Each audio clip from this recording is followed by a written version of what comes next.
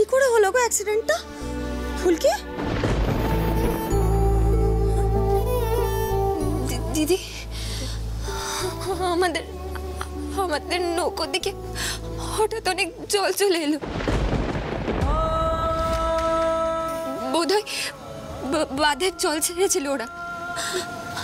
আমরা নৌকো থেকে জলে পড়ে গিয়েছিলাম।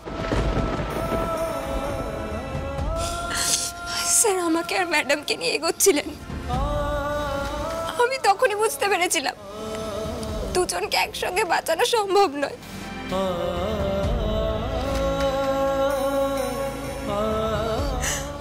আমার হাতটা ছেড়ে গিয়েছিল। স্যার ম্যাডামকে কাছের ঠেকনা দিয়ে দাঁড়াতে বলেছিলেন, আমাকে বাঁচাতে গিয়েছিলেন স্যার। তারপর যখন আমরা ওখানে ফিরি, আমরা ম্যাডামকে আর কোথাও দেখতে পাইনি।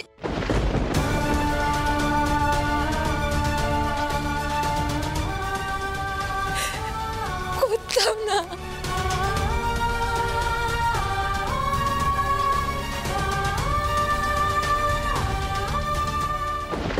আমরা খবর পেয়ে ছুটে গেছিলাম।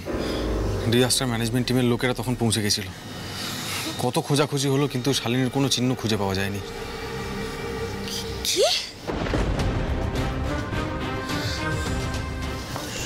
সর্বনাশ!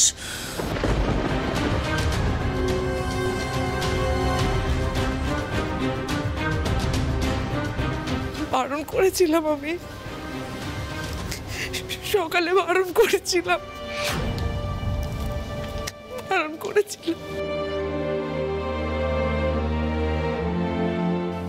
মেজ বৌদি, সবাই মিলে যদি ভেঙে পড়ো কি করে হবে বলো তো? ডিজাস্টার ম্যানেজমেন্ট টিম, রুদ্রর লোকজন, পুলিশ প্রশাসন সবাই তো খোঁজাখুঁজি করছে। নিশ্চয়ই কি খুঁজে পাওয়া যাবে, টেনশন করো না। ডিজাস্টার ম্যানেজমেন্টের লোকজনরা বলেছে ওরা আশেপাশে এলাকা একবার সার্চ করে দেখবে। আর তাছাড়া অংশুদাও তো গেছে। দাবাই, ফুলকি, তোমরা প্লিজ এবার ঘরে যাও, ঘরে গিয়ে ফ্রেশ হয়ে নাও।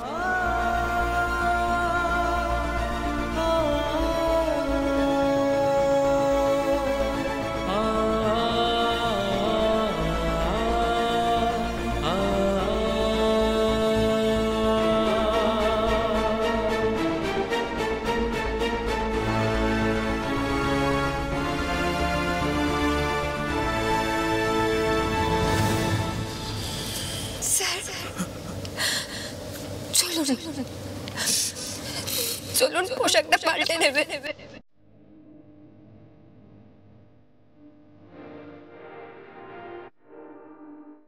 আপনাকে এত বড় বিবেক চন্দ্রনার মধ্যে রাখবে না। আমার কথাটা বিশ্বাস করুন। আপনি মাথা উঁচু করে বাঁচবেন।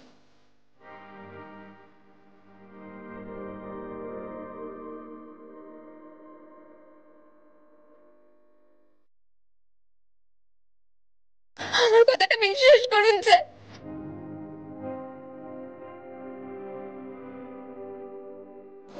শালিনী বেঁচে আছে, বলো।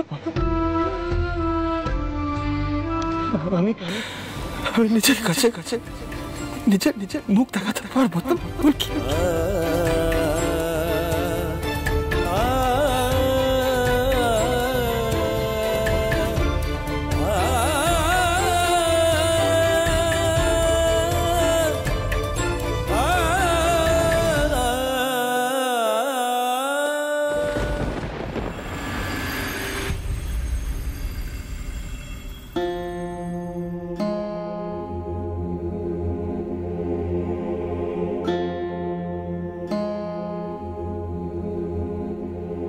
কি হলো স্যার? আপনি শুধু বসে গেলেন কেন? জামা কাপড়টা তো পাল্টাতে হবে। মুখ হাত পা ধোবেন না? স্যার, স্যার কি হলো? স্যার উত্তর দিন না স্যার। মা, ও মা, স্যারকে তো জামা কাপড়টা পাল্টাতে হবে, বলো। তুমি একবার বলো না। স্যার তো যেন শুনতেই পাচ্ছেন না। আমি কি করবো বলো তো? ফুলকি, এখন ওকে কিছু বলা না বলা সমান।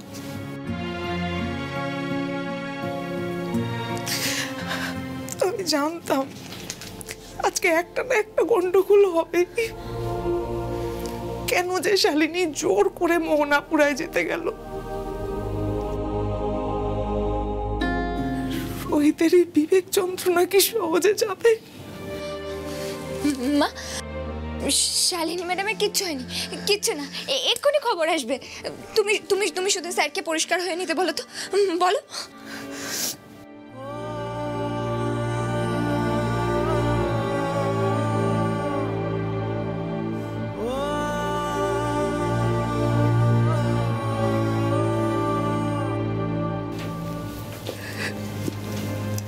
রোহিত, রোহিত ওর না বাবা, তাড়াতাড়ি করে নে। তোকে আমি এভাবে বেশিক্ষণ দেখতে পাচ্ছি না তো। ঠাকুর কতবার কতবার এই যন্ত্রণার মধ্যে দিয়ে যেতাম। ঠাকুর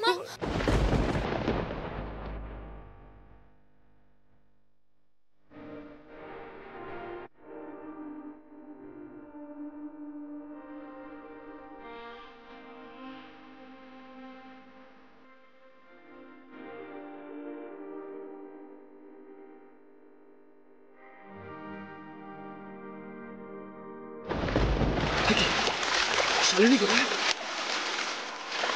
শালিনী!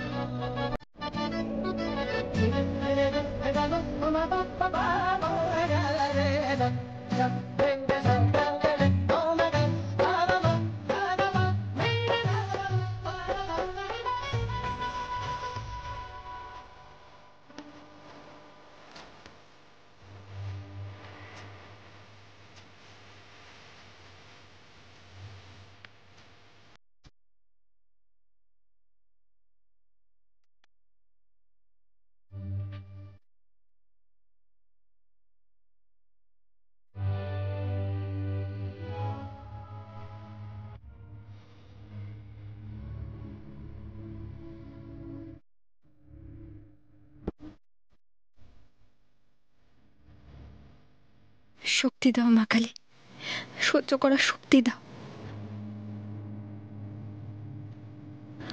ভালো খবর এনে দাও মা, একটা ভালো খবর আসুক।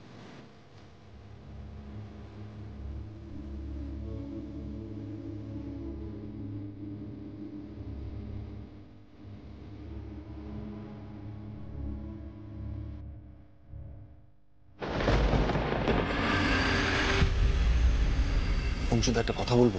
বলো। বলছি, আর কোনো উপায় নেই খোঁজ করার? কি বলি বলো তো, রোহিত খুব ভেঙে পড়েছে না? আর ভেঙে পড়া, দাবাইকে তো ফুলকি খুব কষ্টে ঘরে নিয়ে গেল, আর মেজরিটি তো প্রচন্ড ভেঙে পড়েছে দাবাইয়ের অবস্থা দেখে। মেজোজেটিকে ঘুমের ওষুধ দিয়ে ঘুম পাড়ানো হলো। তবে শালিনীদের খোঁজ না পাওয়া গেলে কিন্তু মহা বিপদ আছে, এটা আমি আগে থেকেই বলে রাখলাম।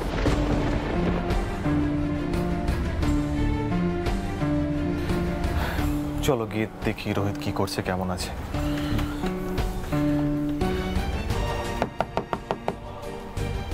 রোহিত, ফুলকি, দরজা খোলো।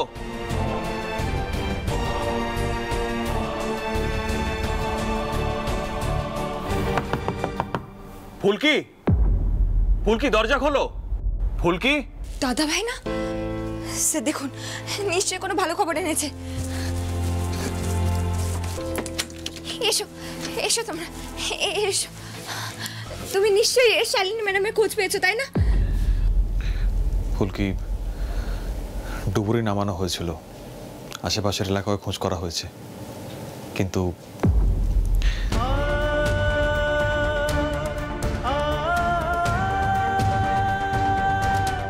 দেখো এখনো খোঁজ পাওয়া যায়নি ঠিকই, তবে আমরা কিন্তু আশা ছাড়িনি। না না না, এখনো খোঁজ পাওয়া যায়নি, মানেটা কি? রোহিত, বললাম না আমরা এখনো আশা ছাড়িনি। রুদ্রবাবু ওখানেই আছেন, খোঁজ খবর চলছে। আমি ভাবলাম খবরটা একবার দিয়ে আসি, তাই চলে এলাম। আবার যাব। রোহিত, ধৈর্য ধরো।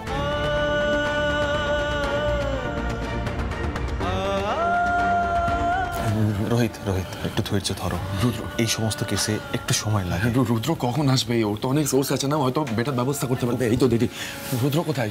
কিছু বলেছে? খবর পেয়েছে কোনো? ভাই ওনা একেবারে চুপ হয়ে গিয়েছে রে। আমি কিছু বুঝতে পারছি না। বসে আছে নিচে। নিচে আছে, এতক্ষণ বলবি না?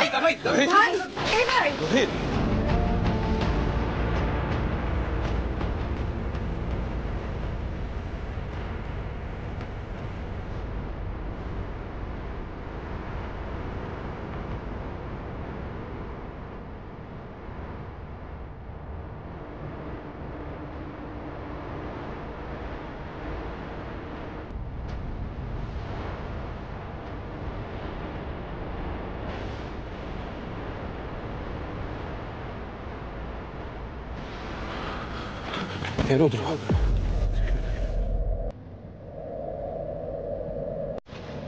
ভাই ভাই চুপ করে বসে আছিস কেন? কি খবর পেলি স্পষ্ট করে বল না।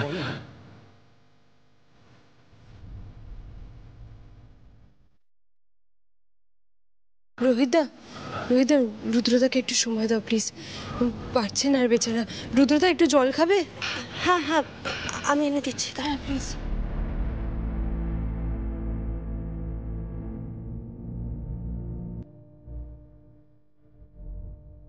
চুপ করে বসে আছিস কেন? বল না কিছু। কি রে ভাই, চুপ বলছিস না? জলটা না।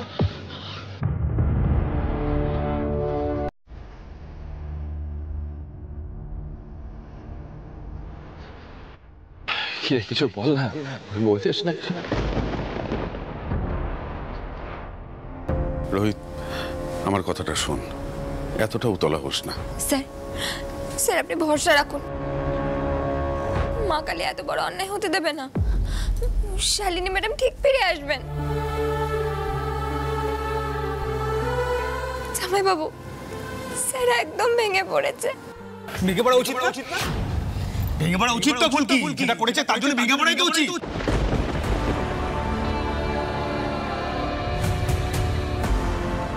তোমার বরকে আমি জানতাম এতদিন ধরে একটা দায়িত্বশীল ছেলে। কি করেছো এটা? কি করেছিস তুই? কি করেছিস তুই? ফুলকিকে বাঁচাতে গিয়ে শালিনীকে ভেসে যেতে দিলি। হ্যাঁ, আরে মানছি মেয়েটা যেগুলো করেছে হয়তো অন্যায় করেছে, তা বলে এই বয়সে একটা মেয়ে তো শেষ হয়ে যেতে পারে না। পাইনি আমি শালিনীকে খুঁজে পাইনি। চারিদিক তোলপাড় করে দিয়েছি রোহিত, কোনো ট্রেস নেই। আমার নিজের খারাপ লাগছে, নিজেকে দোষী বলে মনে হচ্ছে।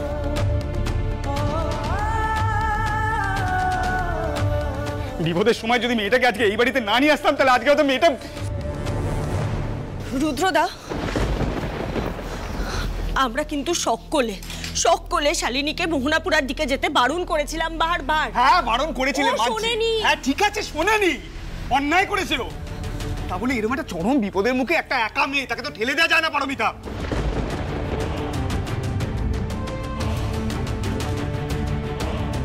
রুদ্র, তুমি ভাইকে এভাবে কেন কথা শোনাচ্ছ? একটা বিপর্যয়ের মুখে ওর সেই মুহূর্তে মাথা কাজ করার কথা বলো তো। এটা একটা দুর্ঘটনা। নিশ্চয়ই শালিনীর খোঁজ পাওয়া যাবে। তোমরা শুধু অংশু, কোনোভাবে কি সাহায্য করতে পারবে না গো? লাবুদি, তুই মাঝে মাঝে কি বলো না, আমি বুঝতে পারি না। যেই কাজটা রুদ্রদা করতে পারলো না, সেই কাজটা একটা সেকেন্ড অফিসার করবে? রুদ্রদা নিজের সমস্ত সোর্স লাগিয়ে দিয়েছে, খুঁজে পাইনি শালিনীকে, পাওয়া যায়নি।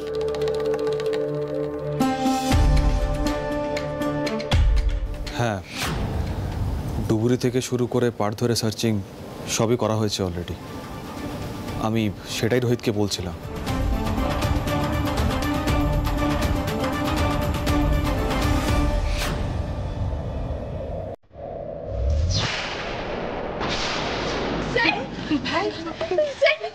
কি হলো আপনার?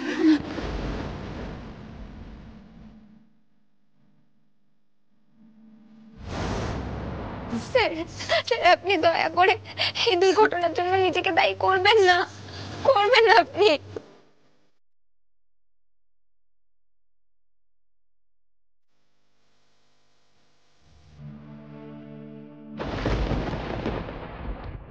রোহিত কি হলো বলতো তোর? আরে বাবা এখনো তো খোঁজ খবর জারি আছে নাকি? রুদ্রদা তাই তো?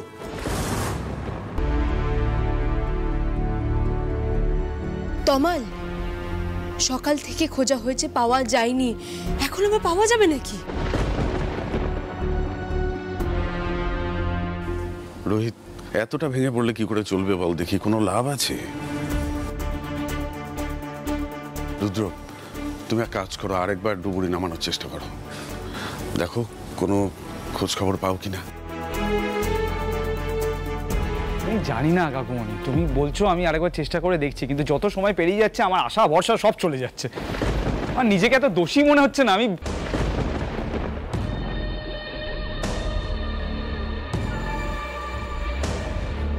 রুদ্রদা, আমি একটা কথা ভাবছি জানো, এবার তো সবকিছু মিডিয়াতে জানাজানি হয়ে যাবে। শালিনী তো আর সাধারণ কেউ নয়, একজন নামকরা বক্সার, সে এখন মিসিং। সবাই জানতে পেরে যাবে, চারিদিকে খবরটা ছড়িয়ে যাবে। রুদ্রদা কি হবে? আমি জানি না ঈশিতা, আমি কি করে জানবো কি হবে?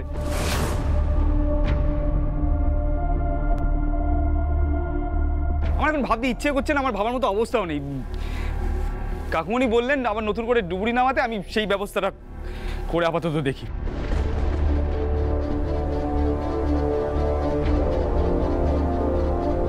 বেরোলাম।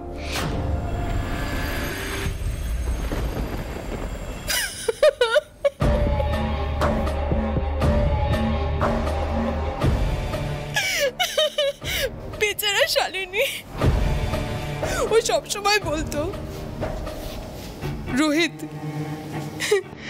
রোহিতের সাথে আমি যতই খারাপ করে থাকি না কেন, রোহিত আমার সাথে কোনোদিন খারাপ করতে পারে না।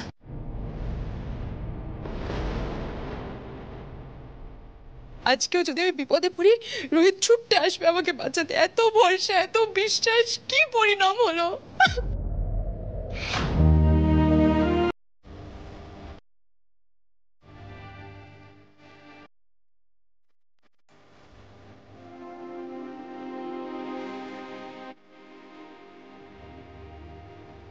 কেন এসব কথা বলছো এখন এখানে?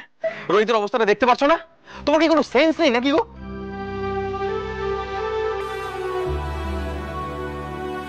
সরি তোমার, আমি খুব আপসেট, আমি তোমাকে বলে বোঝাতে পারবো না।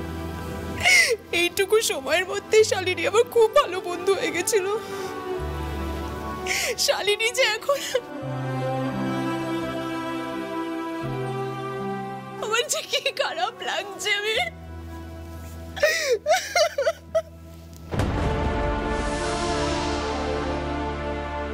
তমাল, পিয়াল, অংশু, তোমরা রোহিতকে একটু সামলাও, আমি ডাক্তারবাবুর কাছ থেকে আসছি।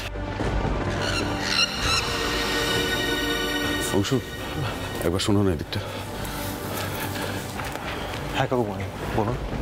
অংশু তুমি তো জানো রোহিতের একটা অতীত আছে, তথা চলে যাবার পর মানসিক ট্রমার মধ্যে চলে গেছিল। ওকে ঘরে নিয়ে যাও, একটু সামলাও, বোঝাও ওকে। আমরা তো খোঁজ খবর করছি, আমি যাই ডাক্তারবাবুর কাছে, সবটা খুলে বলি কি। কাকুমণি আপনি যান, আমি রোহিতের সঙ্গে আছি, একদম চিন্তা করবেন না।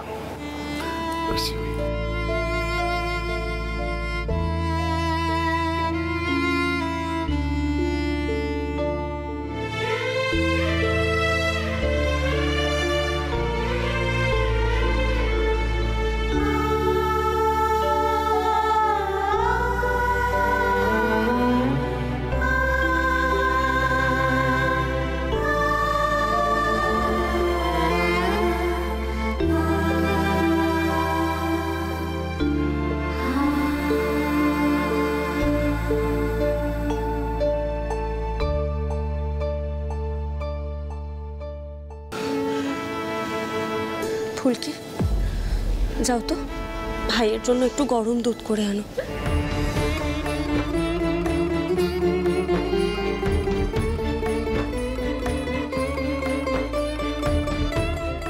ফুলকি, তুমি এভাবে কাঁদছো কেন বলো তো? এভাবে ভেঙে পড়লে চলবে না, কাউকে তো একটা শক্ত থাকতে হবে, তাই না? হ্যাঁ,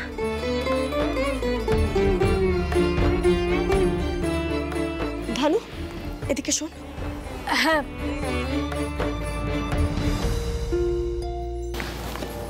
ফুলকিকে একটু ধর,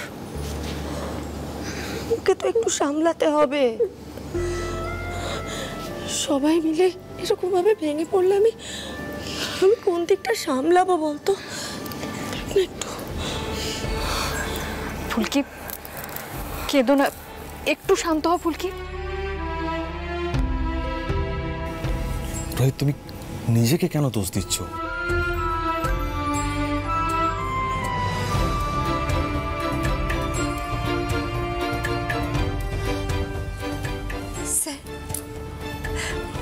স্যার, আপনি এরকম করলে আমার কি হবে ভাবুন তো।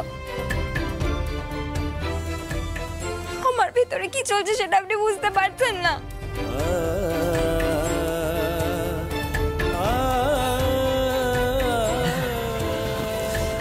স্যার, স্যার, ভাই, স্যার, ভাই, স্যার, ভাই,